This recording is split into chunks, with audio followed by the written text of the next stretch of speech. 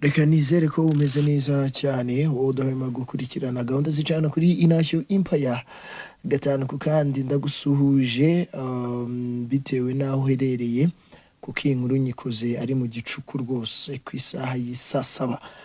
Reka nkubwire ngo amakuru ageze hanze aka kanya witwa Djihadi ndetse na Nesta aba bombi bamaze gutabwa muri yombi bakurikiranyweho gukwirakwiza amashusho ya YAMPANO. Nkubwire ngo iyi nkuru reka nze nkubwire uko bihagaze. Witwa Cyprien uzaba kiriho wamenyekanye nka Djihadi na KWIZA Nestor ukunda kwita Papi Nesta, aba bombi bataye muri yombi bakurikiranyweho gukwirakwiza amashusho ya YAMPANO ari gutera akabariro.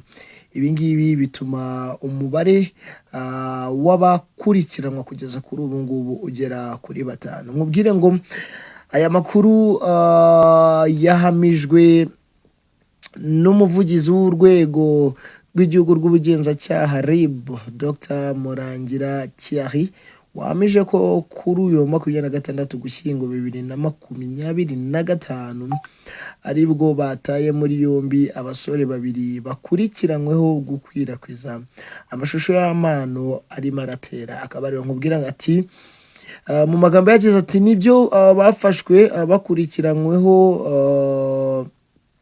iki cyaha kandi bafunze, ibi bintu bigomba gucika. Ati tuzakomeza dukora iperereza, uwo rizajya rigaragaza uruhare rwe amategeko azajya akurikizwa. Nkubwire ngo iperereza nirizahagarara bitinde bitebuke, uwo rizagaragaza ko yakwirakwije ari amashusho y'urukozasoni azahanwa. Nkubwire ngo Djihadi na Papi Nesta abangaba bafungiye kuri station ya RIB ya Kicukiro mu gihe iperereza rikomeje ngo rikore dosiye ishyikirizwe ubushinjacyaha. Urwego rw'igihugu rw'ubugenzacyaha RIB rwatangiye iperereza kuri iki cyaha nyuma y'ikirego cyatanzwe na YAMPANO ku tariki 9 Ugushyingo 2025. Nkubwiye ngo kwikubitiro hahise hatabwa muri yombi Ishimwe Patrick uzwi nka Pazoman ku 11 Ugushyingo 2025.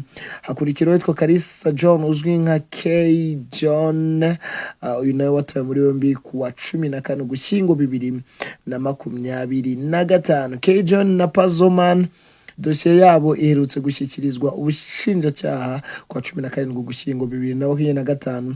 Ni mu gihe iperereza rikomeje ngo uwagize uruhare mu ikwirakwiza ry'amashusho nawe abiryozwe. Kwa 18 Ugushyingo 2025 RIB yataye muri yombi witwa Ishimwe François Xavier ukekwaho kwaka abantu amafaranga kugira ngo abasangize aya mashusho. Ibi bisobanuye kugeza ko kuri ubu abantu bagera kuri 5 bamaze gutabwa muri yombi bazira iyi video ya YAMPANO. Ubwo nizera ko iyi nkuru nifungura umenye ko nawe kaburi nko mu bantu batunze aya mashusho ukaba yakwirakwiza, bishobora kuba nawe byakugiraho ingaruka. Uraza kumbwira icyo utekereza kuri iyi saga ya YAMPANO, aho YAMPANO byababaye cyane akavuga ati ibi bintu ngomba kubishyira mu nzego zibishinzwe.